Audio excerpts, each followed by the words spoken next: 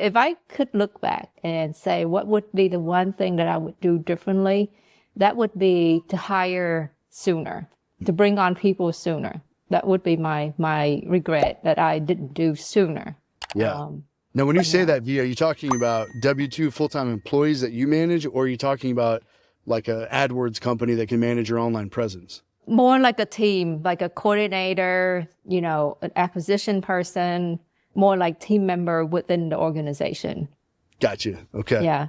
When I joined, I bought into a franchise system. So that side of the business, I didn't have to worry about. I didn't have to worry about how to make the phone ring, right? Yep. I only had to worry about how to run the business efficiently. Mm-hmm. I know it's tough for people, independent people out there, to try to do it all, like try to get the phone rings and then try to do the sales process to, get the seller to sell to you at a good price. Yeah, it's a lot, and you got to learn as you go. So I think even like one of the things I learned from a couple different people, but even on like sales is an actual technique, it's kind of like verbal judo to get a seller off of the sideline into the game, because there's 100 objections they're going to give you, right? Like, oh, I got to talk to my spouse, or, hey, we're not ready until the spring, or they'll give you a bunch of objections, and you have to learn how to kind of dance through those, get to the core issue, and then, put the deal together. And so up front, we were just winging it, because I consider myself a people person and I enjoy people, but that's not often enough. Like you have to understand people and motivation. So not only would I, like you, V, I probably would have hired sooner and exported certain things sooner, but I also would have resourced myself sooner. And that could have been like just hiring a coach, somebody who's done a few more deals than me, that was willing to coach me, as opposed to just kind of winging it and just using sheer force to try to, get deals done and so forth. I mean, it worked, but it's like, man, there's just a more efficient way where you could grease the skids and it doesn't require so much effort to do it. So it just took me a minute to get to that, where I, learned how to do that. So you did it all with you and, did you say a partner? Yep. I had one business partner. Yep. We did it all. So we ran the ops, we ran the employees, we did the whole thing. So how did y'all learn from all right, let me rephrase this question. I'm assuming you have made some mistakes. Yes.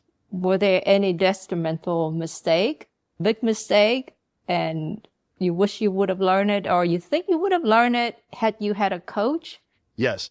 If we had a coach, we would have been way better. And in fact, that's kind of the phase that I'm coming into in my life as I come into my mid 40s and I've got, a little bit of experience in real estate.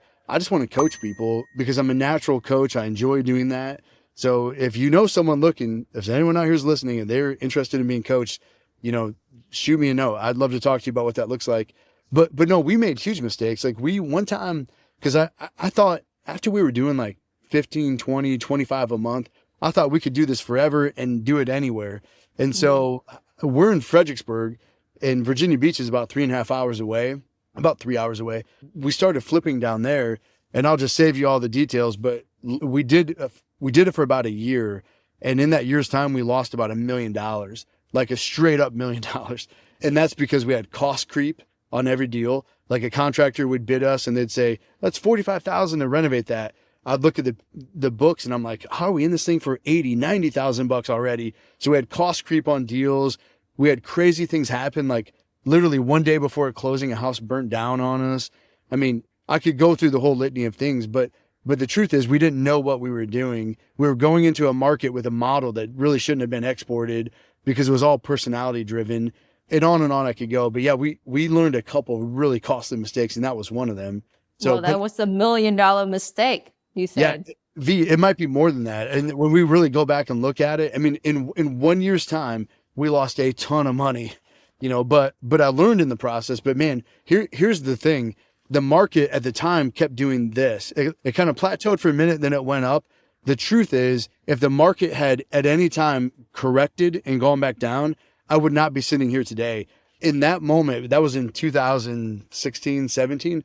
And that's when things were really hot. Yeah, but if they had cooled off, if they had gone back down, I would have gotten absolutely wiped out, because on all my deals, I had personal guarantees. I was way overextended in every property. I had employees that I shouldn't have had on the books. I mean, my overhead every month was like $125,000. So I had to make $125,000. And then if I made $1 beyond that, then that's when a little bit goes into my pocket. But that was crazy. Like, what was I doing? But I didn't know what I didn't know. So anyways, I think somebody who has a coach could have short-circuited that learning curve and not paid the kind of painful lesson that I had to learn there along the way. Hey, Matt, thanks for sharing that today. It made me feel so much better about my $30,000 mistake that I made, but now I'm gonna have to pay the price here. So, oh no! Thanks for sharing your $1 million mistake. Yeah, well, V, is that recently that you made a mistake?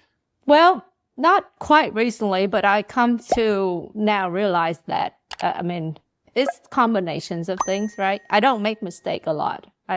I've been very proud of myself that I'm risky, but also conservative. I do take, good risk in my business and approach the business with my head on right most of the time. So this particular property, I just got a little too greedy, and then neglect the business a little bit. And so now I'm paying the price. Yeah, I'm sure you've shared it with your audience before. Maybe I missed that episode, but can you give me some of the context on it? Did you get greedy on the front end and paid too much? Was it on what you thought it was worth on the back end? Oh no, I could have sold it early on, but I thought I could get more, so I kept holding. Just that was the greedy part, and now the market changed. It was on the disposition side, so you had an offer in hand, and you didn't sell when you had the offer. Yeah. So how does the story lesson end? learned. How much more did you sell it less than that offer? Oh, I'm gonna have to sell it for way less than what I initially thought I could. There's no other way out of it. It's any way I slice the cake, I'm still gonna take a loss. So yeah, it doesn't get better with time, although you think it might. But I'm sorry you got that going on, because in your mind you're thinking, hey, look, there's a new administration coming into office in January. Maybe it gives consumer confidence, a different sense.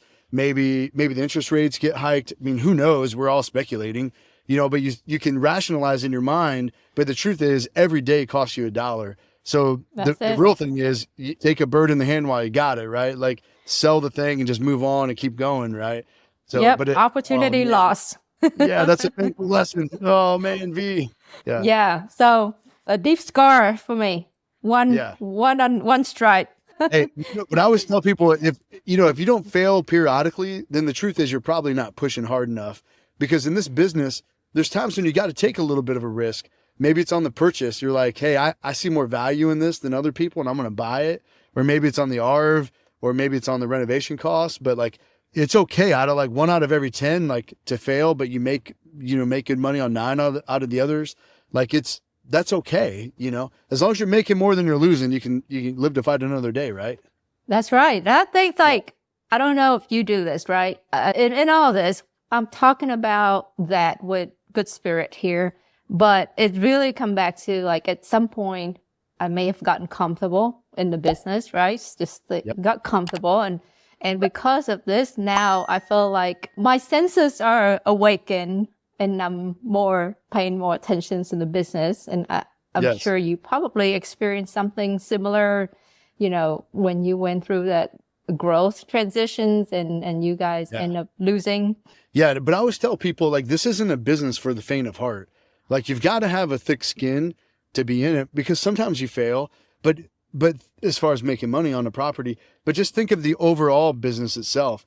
Like, if you're doing lead generation, like, people are going to be nasty with you on the phone. They're going to call you all sorts of names. But like, if I told you, if I'm like, V, like, you got to go through 9 no's, but then on the 10th one, you're going to get the yes. And that yes is going to be very profitable. Well, sure. Then you reframe it in your mind and you're like, yeah, every no is one step closer. But most people, they think of it the other way. They take it personal. And they're like, that person told me to go die and kill myself. Or, that person said, never call me again. And they take it personal, and it causes them to retreat. I'm sorry for this interruption. I've been asked a lot about passive investment. And let's be real. There is nothing passive about being a landlord unless you have a really good property management company. So if you own an Airbnb or a short-term rental and you want to get back your time, please give our team at Buzz Vacation Rental a call at 281-549-8432 or go to our website at pm.buzzvacationrentals.com.